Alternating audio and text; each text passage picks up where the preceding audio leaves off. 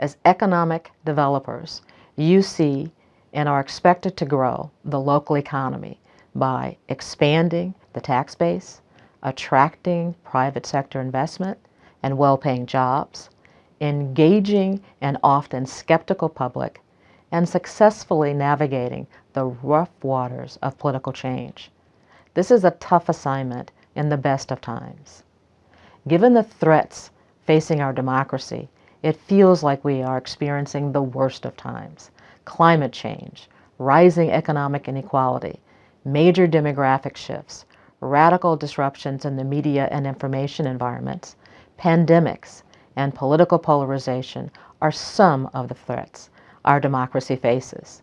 Young people are frustrated with the pace of change in achieving the grand ideals of our founding fathers, while the number of people advocating demolishing our public institutions and starting fresh grows. Think about how much more relevant your work would be if it were aligned with the work of citizens and communities, if it was owned by citizens and government, and if the assets of both were leveraged to invest and grow existing and new business enterprises. There is good news to share. While our politics are polarized, this is less so at the local level. Many communities, both urban and rural, are experimenting with innovative strategies to engage the public in community economic development assessments and land use planning, and exploring new types of community economic partnerships like food cooperatives.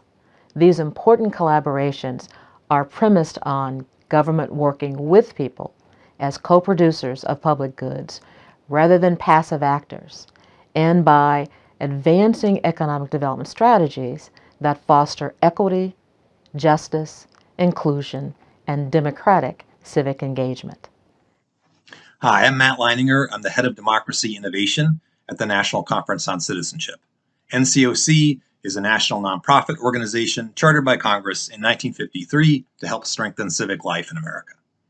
I'm happy to have this opportunity to say a few words today. I wish I could be there in person, but Dan Gunderson asked me to say a bit about how the changes in democracy are affecting, could be affecting, your work in economic development. The way I see it, we're at this kind of dramatic, painful shift, change in the way that democracy works.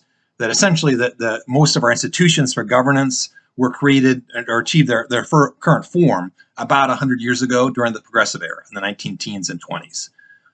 In many of the public-facing professions, city management, planning, policing, social work, all kinds of things, those professions were born in that same period of time. And that whole setup has served us incredibly well for 100 years. And yet at this point, there's some kind of mismatches between what those institutions can do with kind of what citizens want and can contribute. Because citizens, of course, are very different than they were 100 years ago or even 20 years ago. People's levels of education have risen dramatically over that time period. People's deference toward authority of any kind, political, religious, societal, has lowered. People are less and less deferential toward authority, and they have the internet.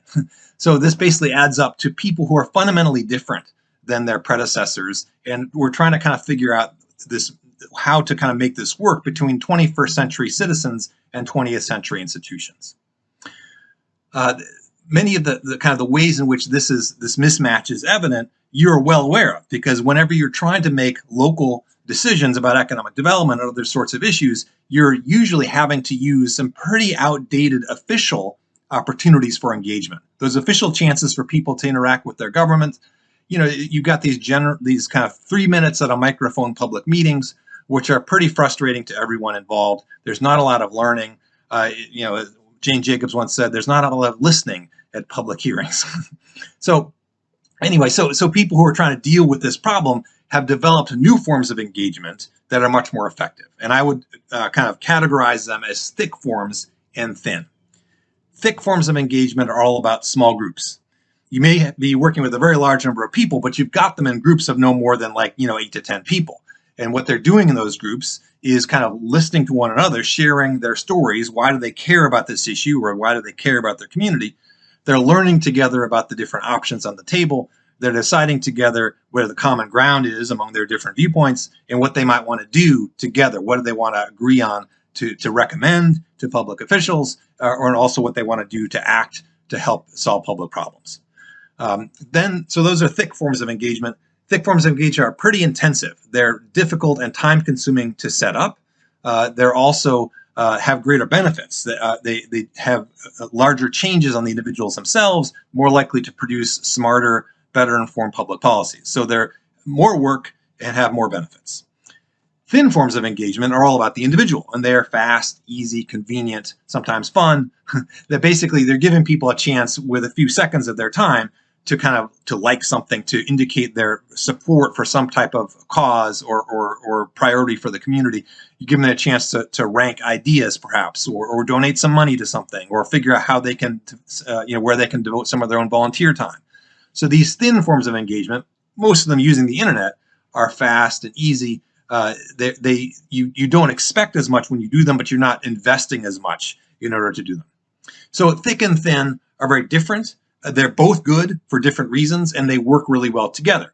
So whenever you are trying to make a community decision with public participation, odds are you need some kind of strategy which has at least some thick parts to it and some thin forms of engagement as well.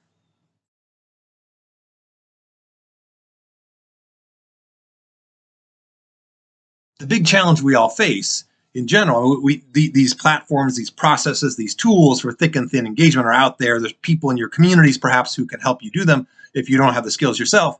So those sorts of things are well known. The problem is right now we've got to figure out how to do more of those sorts of things within the regular functioning of local government and other kinds of decision making. You've got to figure out how to use those tools, those platforms, those processes in the normal way we do business, not just as an occasional project around some kind of big issue, decision, or plan.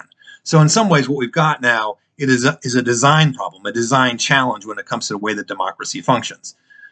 If we can unlock that problem, if we can kind of crack that nut, and if we can do engagement in much more sustained, broad-based sorts of ways, we have opportunities to do better things. If we can use things like resources like the Model City Charter, which has been maintained by the National Civic League since 1902. The 9th edition has just come out. It is the first edition in 100 years to embrace equity and engagement as two of the main priorities of local governance. That's a tremendous resource for rethinking this whole design challenge for local government and how you want it to work. If we can do that, then we can unlock some other benefits as well. And basically, research has shown over the last 15 years, research in a bunch of different kinds of disciplines, is that the strength of social networks in a community, the strength of community itself, has a tremendous impact on all kinds of other indicators of quality of life. The better and stronger those networks are, the more people are physically healthy, the safer they are, the better able their communities are to withstand natural disasters, and the more economically successful they can be. Essentially, stronger networks mean that people can find jobs more easily. They can find childcare they might need more easily, or transportation to a job, all those sorts of things. People are kind of better able to kind of exchange ideas and opportunities, and those are that's the foundation of any kind of thriving economy. So if we can do this better, if we can kind of incorporate the ways that we know how to do democracy in these temporary processes and tools and apps and platforms, if we can incorporate those more into the way that the community works over the long haul, we have the opportunity to unlock a whole new range of community benefits. I hope this was helpful. Thanks for listening. Dan asked me to leave you with actionable advice. There are problems of democracy, structural issues like the continuation of the Electoral College or the number of Supreme Court justices. As an economic developer, where you can make the most difference is by working on problems in democracy, issues of justice, equity, and inclusion, for example. Here you can play a key role in engaging with people to create economic development strategies and programs. The public is looking for a relationship with their government based upon mutual trust and joint responsibility for addressing shared community problems, to find a common purpose and co-produce shared solutions. Public administrators, especially economic developers, look for support of their agenda. They talk about metrics, accomplishments, achievements, and speak in expert terms about what they have done and what they will do. Economic developers traditionally invite people to comment on their expert ideas, often ignore the comments people offer, and rarely explain why their idea is better than the community's. Talking at cross purposes and creating a them versus us, or insiders versus outsiders environment will not generate public support for your recommendations. And without public support, your recommendations can end up mired in controversy and delays. This is not the way to attract and retain economic investment. Next time, engage with the public first.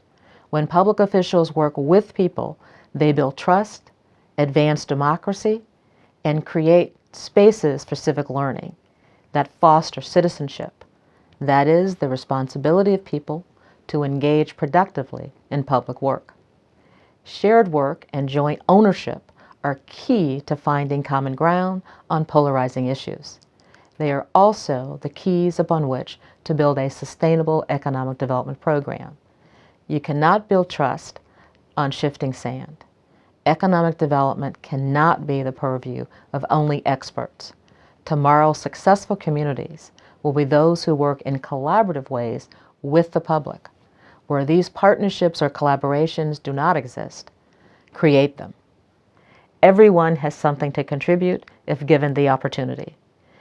It must be on their terms, in their words, and on something that matters to them. This is the work of democracy.